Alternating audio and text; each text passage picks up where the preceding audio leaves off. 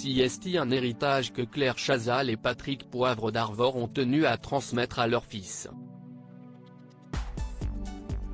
Celui de l'intérêt pour la culture. CST, en avril 1995, que les deux anciens présentateurs vedettes du JT de TF1 sont devenus parents d'un petit François.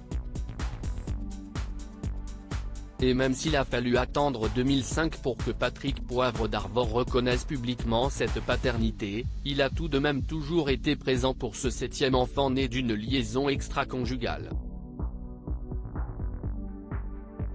La culture prenant une place importante de leur vie respective, ils ont donc naturellement transmis ce goût à leur fils.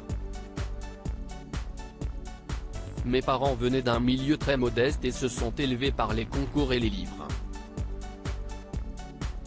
Le spectacle vivant ne faisait pas partie de leur culture. Je l'ai découvert seul, par le biais d'amis d'enfance, se remémore Claire Chazal dans les colonnes de Télé 7 jours ce lundi 27 juin. Une culture qu'elle a forgée sur le tas, à force de travail et d'intérêt. Et qu'elle a aussitôt partagée avec son fils unique. Si est-il vrai, son père aussi d'ailleurs, précise-t-elle instantanément. Et de s'enthousiasmer, il a pris goût à la culture avec les années. On a beaucoup partagé de moments de spectacle, de concerts, de cinéma. De quoi permettre à François de partir avec un bagage supplémentaire dans sa jeune vie.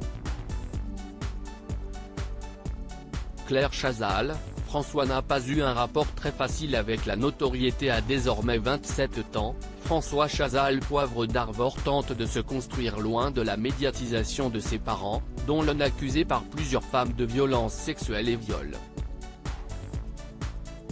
Il n'a pas eu un rapport très facile avec la notoriété, reconnaissait sa mère auprès de Paris Match en 2019. Si bien qu'il a préféré s'éloigner un temps de la France. Nouvelle-Zélande, Londres, Hong Kong. François a vu du pays afin de couper le cordon et surtout de se faire par lui-même. C'est pour cette raison qu'il est parti à l'étranger, pour être jugé sur ce qu'il est vraiment, pas sur son nom. Et je le comprends bien, confirmait Claire Chazal.